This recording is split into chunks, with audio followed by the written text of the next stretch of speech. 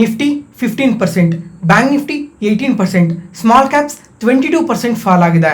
ಇಂಡೆಸಿಸ್ ಈ ಲೆವೆಲಲ್ಲಿ ಫಾಲ್ ಆದರೆ ಸೆಕ್ಟರ್ ವೈಸ್ ನೋಡಿದ್ರೆ ಆಟೋ, IT, PSU ಈ ಎಲ್ಲ ಸೆಕ್ಟರ್ಸ್ 20ಇಂದ 30% ಫಾಲ್ ಆಗಿದ್ದಾವೆ.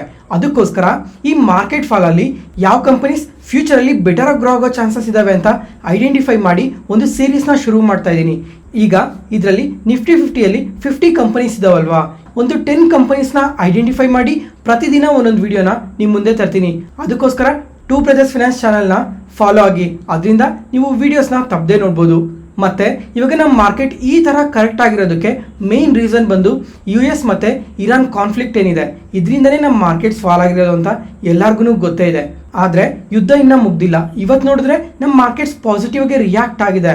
ಆದರೆ ಇದಕ್ಕೆ ಮೇನ್ ರೀಸನ್ ಬಂದು ಈ ಪಿ ಸ್ಟಾಕ್ಸ್ ಏನು ನಡೀತಾ ಇದ್ದಾವೆ ಇವೆಲ್ಲ ಸ್ವಲ್ಪ ಪಾಸಿಟಿವ್ ಆಗಿ ಕಾಣ್ತಾ ಇರೋದಕ್ಕೆ ಮಾತ್ರನೇ ಮಾರ್ಕೆಟ್ಸ್ ಈ ಥರ ಪಾಸಿಟಿವ್ ಆಗಿ ರಿಯಾಕ್ಟ್ ಆಗ್ತಾ ಇರೋದು.